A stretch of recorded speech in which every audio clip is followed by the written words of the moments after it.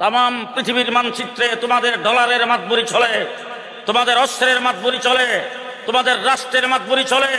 বিশ্বে তোমরা সব জায়গায় মাতবরির জাল বিস্তার করেছো। বাবার বেটা হলে তোমাদের ধর্মগ্রন্থ ইনজিলের একটা হাফেজ দেখাও। আছে নাই? এবার আসেন দেখি আমার কোরআন কোন ভাষায় না, কোন ভাষায়? আরবি ভাষা। আরবি ভাষা পৃথিবীর কোথাও নাই তো। আরবি ভাষায় কথা বলে পৃথিবীর কোন মানুষ আছে? জি, সৌদি আরব, আরব আমিরাত, কাতার, কুয়েত, মিশর, জর্দান, ফিলিস্তিন, মিডল ইস্টের বিশাল একটি অংশ আরবি ভাষায় কথা বলে। ঠিক না ঠিক? আমার কোরআন আরবি ভাষা, পৃথিবীর মানচিত্রে আরবি ভাষায় কথা বলে বিশাল একটি অঞ্চলের মানুষ। খ্রিস্টান জগৎকে চ্যালেঞ্জ করে বলতে চাই, তোমাদের ইনজিল কিতাব হযরত ঈসা আলাইহিস সালামের কাছে যেই ভাষায় নাজিল হয়েছিল, বাবার বেটা হইলে পৃথিবীর মানচিত্রে সেই ভাষার অস্তিত্বটা দেখাও। হ্যাঁ, এবার আমার ওয়াজ শেষ। আমি আপনাদের জিজ্ঞেস করতে চাই, আমার নবী দুনিয়ার থেকে গেছে কয় বছর? যে 1450 বছর হলো আমার নবী দুনিয়ার থেকে চলে গেছে। ফজরের নামাজ নবী পড়তো 20 রাকাত, এখন কাটতে কাটতে 4 রাকাত রয়েছে।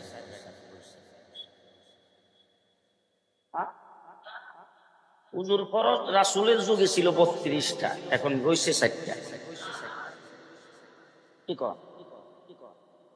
গোসলের ফরজ হুজুরের সময় ছিল 21টা, এখন রয়েছে 3টা। যে মুহাম্মদুর রাসূলুল্লাহ সাল্লাল্লাহু আলাইহি ওয়াসাল্লামের সময় 2 পাও একসাথে দিয়া মসজিদে যাইতো, আমরা এখন 9 পাও দিয়া যাই। কি বলে? রাসূলের যুগে মসজিদে যাওয়ার সময় কোন পাও? 9 পাও। এখন যদি আপনি বাইতুল্লাহ শরীফে ঢুকেন কোন পাও?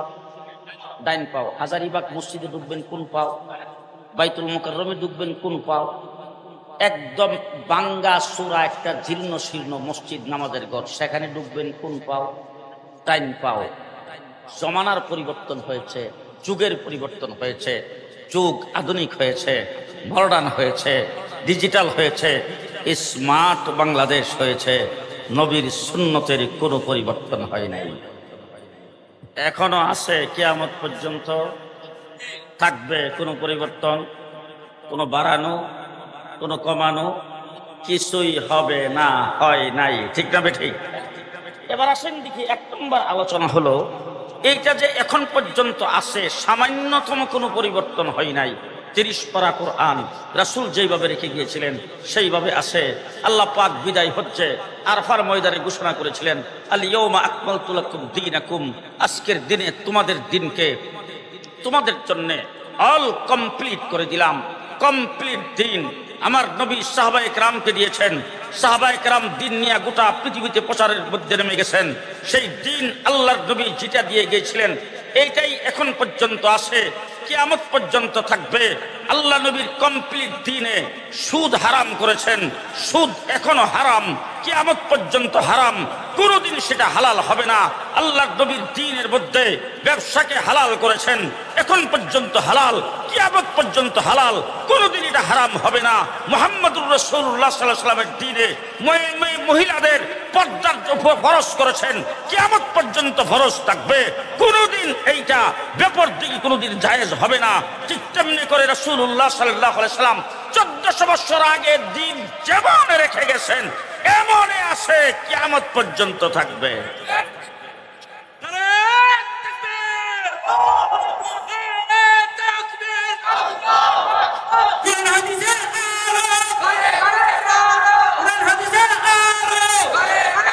কোন পরিবর্তন, জি কোনো পরিবর্তন হয় নাই, কোনো পরিবর্তন হবে না।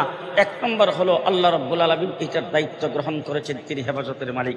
2 নম্বর হলো আল্লাহ হেফাজতটা কিভাবে করছেন, একটু যদি পেছনের দিকে ফিরে তাকান, হযরত মূসা আলাইহিস সালাতু ওয়াস সালামের উম্মত, মূসা আলাইহিস সালামের উম্মতেরা অনেক নিয়ামত আল্লাহ পাকের ভোগ করেছেন।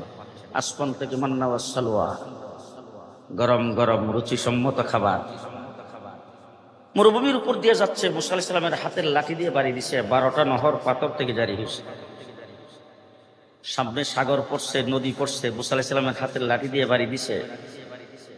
নদীর মধ্যখান দিয়ে হাইওয়ে, এক্সপ্রেসওয়ে, এত নিয়ামত ভোগ করার পরে মুসা আলাইহিস সালাম যখন বলছেন ফেরাউনের সাথে যুদ্ধ করা লাগবে, সবগুলি বিল্লাহ কয়, মুসা যদি ফেরাউনের সাথে যুদ্ধ করা লাগে তুমি আর তোমার আল্লাহ কইরো, আমরা নাই।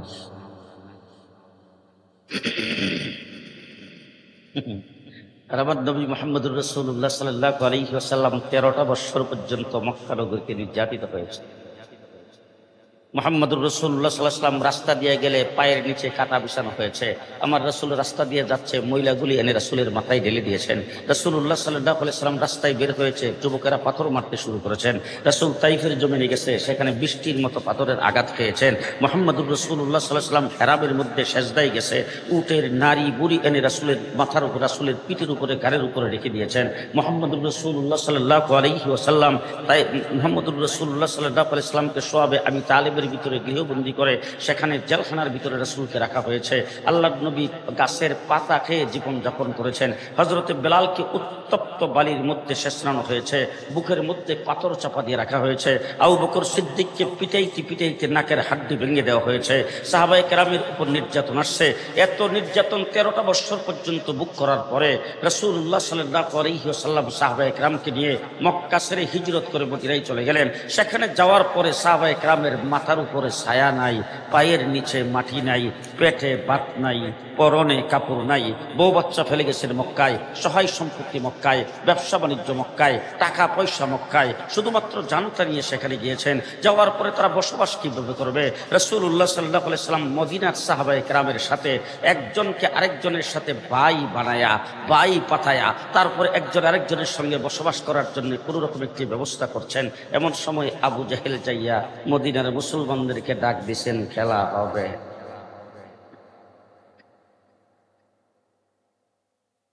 রাসূলুল্লাহ সাল্লাল্লাহু আলাইহি ওয়াসাল্লাম আল্লাহকে ডাক দিয়ে বলছেন, আল্লাহ, আবু জাহেল আইসা তো ডাক দিছে, খেলা হবে, এখন কি করা?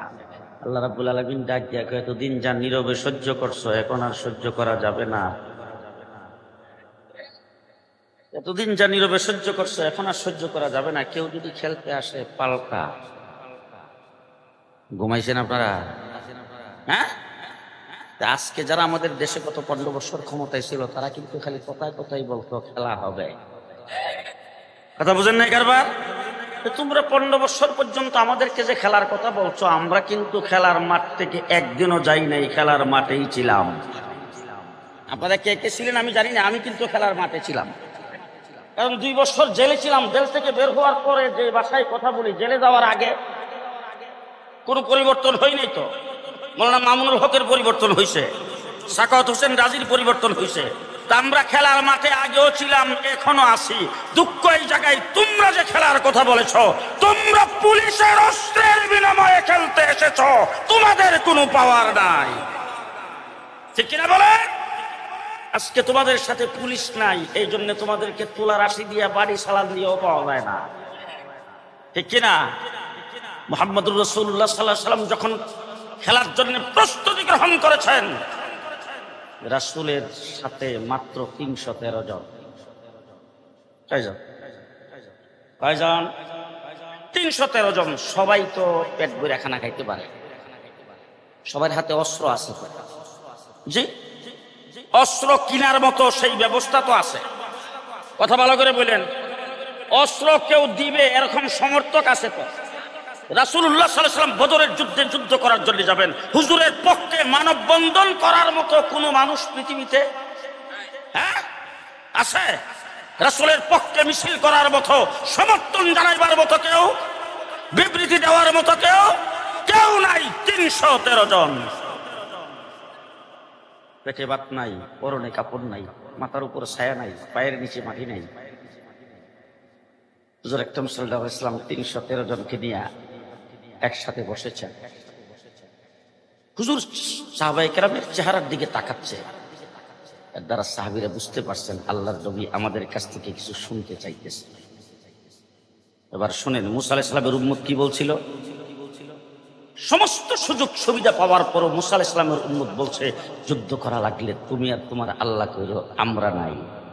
313 জন, অস্ত্র নাই, শস্ত্র নাই, টাকা নাই, পয়সা নাই, কোনো প্রকার দ্বন্দ্ব নাই, যুদ্ধ করার মতো বাহ্যিক কোনো শক্তি সামর্থ্য কিছুই নাই। কিন্তু আল্লাহর নবীর সামনে দাঁড়ায়া সবগুলো এক বাক্যে বলতে শুরু করেছেন, ও আল্লাহর হাবিব। হযরত মূসা আলাইহিস সালামের উম্মত বলেছিল, মূসা তুমি আর তোমার আল্লাহ যুদ্ধ কইরো, আমরা এতে নাই। আর আমাদের পেটে ভাত নাই, আমাদের পরনে কাপড় নাই, আমাদের কোনো শক্তি সামর্থ্য নাই, কিন্তু আমরা পরিষ্কার আল্লাহর হাবিবকে জানিয়ে দিলাম, আমাদের দেহের ভিতরে যতক্ষণ পর্যন্ত প্রাণ থাকবে আপনার ডাইনে বামে সামনে পেছনে লড়াই করতেই থাকবো, করতেই থাকবো।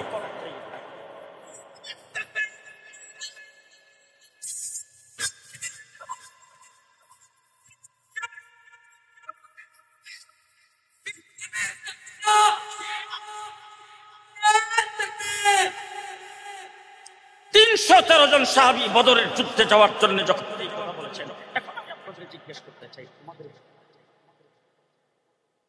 এতক্ষণ তাদের বক্তব্য তো শুনলেন, আমাদের বক্তব্যটা কি বলেন?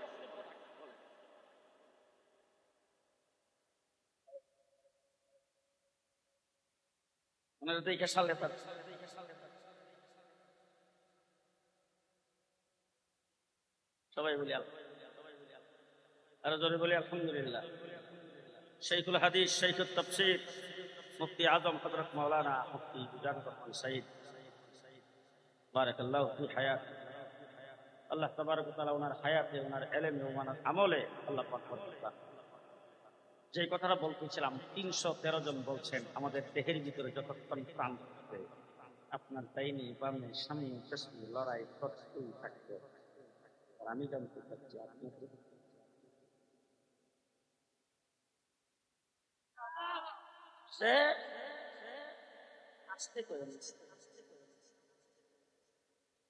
মুসলমান 313 জন 1000-এর মোকাবেলায় অস্ত্রে শস্ত্রে সজ্জিত, খানা পিনার অভাব নাই, শরীর স্বাস্থ্য ভালো, যুদ্ধে ট্রেনিং প্রাপ্ত, যুদ্ধের সরঞ্জাম সব তাদের সাথে আছে। শুধু তাই না, যুদ্ধে উৎসাহিত করার জন্য সুন্দরী যুবতী মহিলা, গান বাদ্য বাজনা সবকিছু সাথে। এই প্রস্তুতি নিয়ে আসছেন রাসূলের 313 জনের হাতে কিছুই নাই। 313 জন 1000 যে যোদ্ধা এবং তাদের সাথে যে সমস্ত সরঞ্জামাদি আছে, তারা যে যুদ্ধ করার জন্য যুদ্ধের সকল প্রস্তুতি নিয়ে আসছেন, সেটা পাববার দেখবেন ডাইনি বামে যদি কথা কেউ না মনে করবেন সময় আছে, বাপ্পা চিন্তা করার টাইম আছে, চিন্তা করার টাইম আছে। এবার আপনারা কি মনে করবেন জানি না, মাঝখান একটা কথা মনে হচ্ছিল বলবো। মিস্টার মোদি কি আমাদের পাশের দিকে আছেন, ওনাকে কিছু বলতে চাই। মিস্টার মোদি কি আমাদের বাংলাদেশ টাকাইতে 50 করে টাকায়।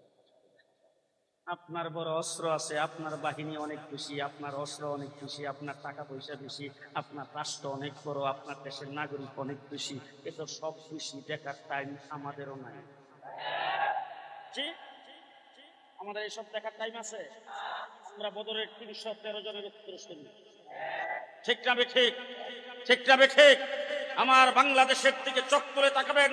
গত 15 বছর পর্যন্ত ব্রিটিশ সরকারকে দিনের বুট রাতে করে ক্ষমতায় আপনারাই টিকায় রেখেছেন।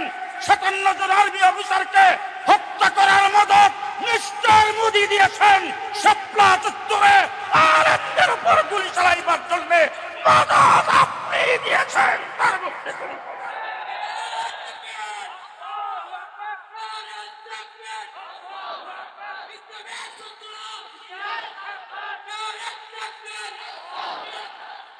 আজকে আমার বাংলাদেশ নিয়ে আপনি ষড়যন্ত্র করবেন।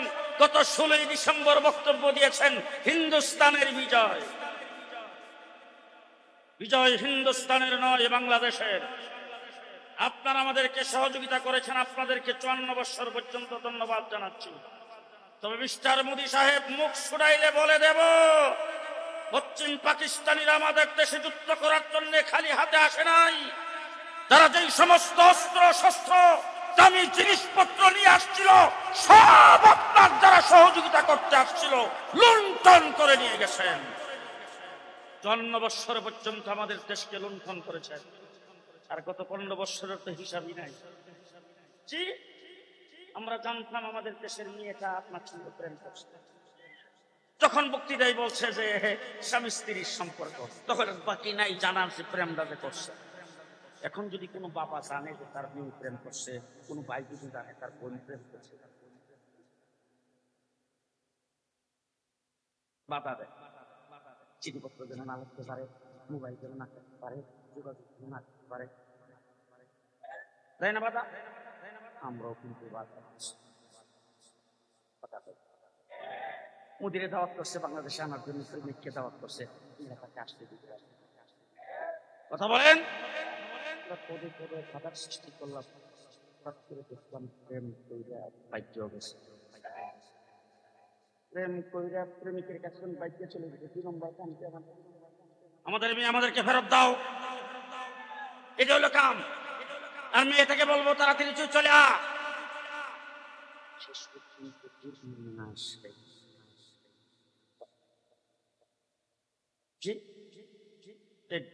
ঠিক না? ঠিক, সে আমার মেয়ে না, আমি তার বাপ না। যেই ছেলের কাছে গেছে সেই ছেলে আমার কিছুই না, তার সঙ্গে আমার কোনো সম্পর্ক নাই। এটাই তো কাম। আমি দেখতেছি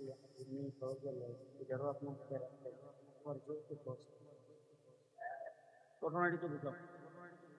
আমরা কি এতই দুর্বল? আমরা কি এতই দুর্বল?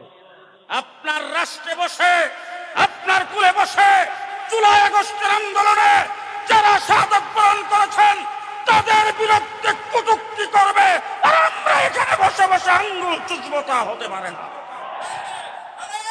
দেশের বিরুদ্ধে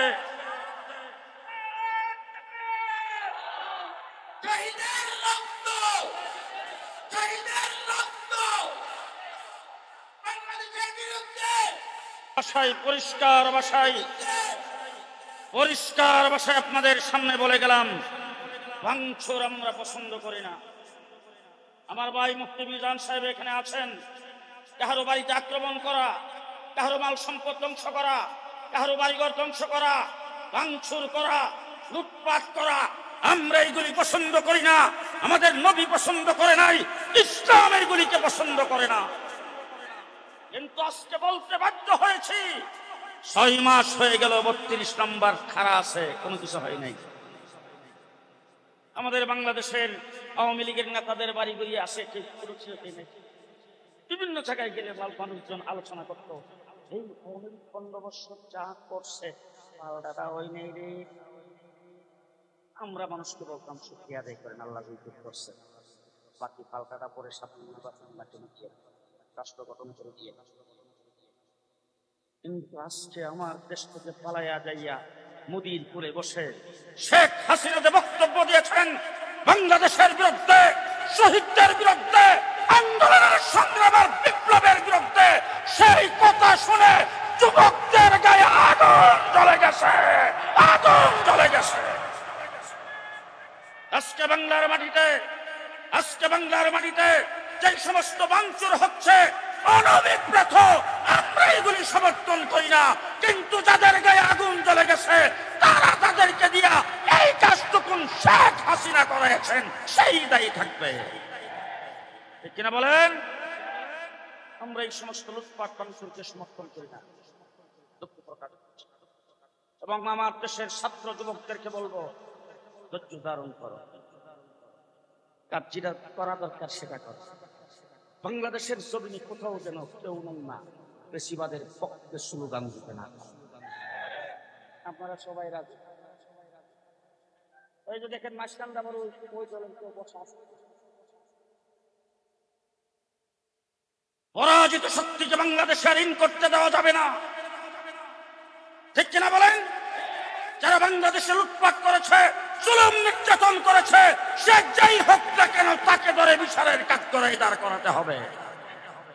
এবার যদি ছাত্র জনতা এবং যুবকদের কোনো দাবি যদি থাকে, আমার দেশের অন্তর্বর্তীকালীন সরকার আছে, তার কাছে দাবি জানাইবার যত পদ্ধতি, সমস্ত পদ্ধতি অবলম্বন করে দেশটাকে অস্থিতিশীল সরকার অন্তর্বর্তীকালীন সরকারকে কোন কথার বিপদে ফেলবে। কথা ঠিক আছে? কথা ঠিক আছে তো? আমরা 313 জন শুনি, সুতরাং 313 জন কিন্তু 1000-এর মোকাবেলায় 1000-এর কি অস্ত্র আছে, কি সার সরঞ্জাম আছে, সেইগুলি দেখার কোনো টাইম নাই। আমরাও তো বড় রাষ্ট্র না, কিছুটা দেখার টাইম নেই। এবার যদি আমাদের দিকে শক্তিলে তাকাইতে পাও, তাহলে মিস্টার মোদী সাহেবকে বলবে আফগানিস্তানের দিকে ছায়া তাকায়ও। আফগানিস্তানের 70টা শক্তি নিয়ে আমেরিকা 20 বছর পর্যন্ত চেষ্টা করে, শেষ পর্যন্ত প্যান্ডাও হয়ে যাইতে পারেনি, লইয়া বিদায়। ঠিক না বেঠিক? মিস্টার মোদীজিকে বলবো পুঁথিদেরকে সামলায় কথা বললেন, ওরা তো প্যান্ট পরে, আপনি বলেন পুঁথিটা সামলায় কথা বললেন, আপনাকে প্যান্ট পাস করায় বিদায় করে দেওয়া হবে। প্রস্তুত আছেন তো আপনারা? প্রস্তুত আছেন তো আপনারা? আমার দেশ মুসলমানের দেশ, আমার দেশ মুসলমানের দেশ। ওই 313 জন সাহাবী আল্লাহর নবীর সামনে দাঁড়ায় বলেছিলেন, এরপর থেকে লড়াই শুরু হয়েছে, মুসলমানদের লড়াই কিয়ামত পর্যন্ত চলবে। আল জিহাদু মাযিন ইলা ইয়াউমিল কিয়ামা, জিহাদ কিয়ামত পর্যন্ত থাকবে, দ্বীন জিহাদের মাধ্যমে প্রতিষ্ঠিত হবে। প্রস্তুত? প্রস্তুত সবাই? প্রস্তুত সবাই? 54 বছর হয়েছে বাংলাদেশ স্বাধীন হয়েছে। 54 বছরের প্রথম হচ্ছে সবাই সে বলছেন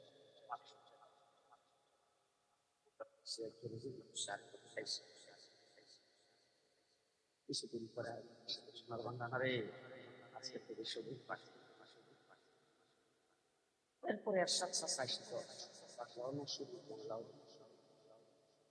শেখ হাসিনা প্রথম ক্ষমতায় এসে বললেন মডার্ন বাংলাদেশ, কিছুদিন পরে যে আধুনিক বাংলাদেশ, তারপরে প্রথম ভালো বাংলাদেশ। পদ্মা সেতু উদ্বোধনের সময় বলছেন স্মার্ট বাংলাদেশ, ভিশন 41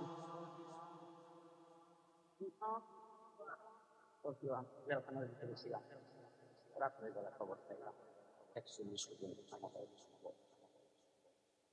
সকালবেলা ইচ্ছা আপনার ঘরে রাখবে কিনা মৌলানা মামুন সাহেব, কারবার করতে পারছে 41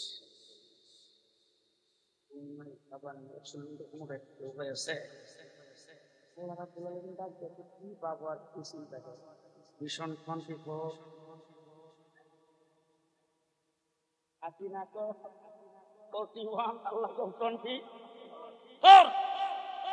কোনরকম বাইরে এসে দেখলাম 28 তারিখে চীন মাঠে নামলো।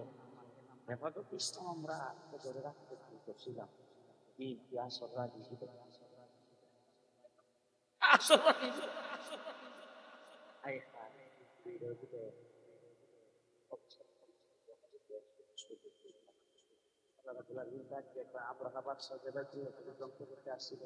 আমি যে আপনি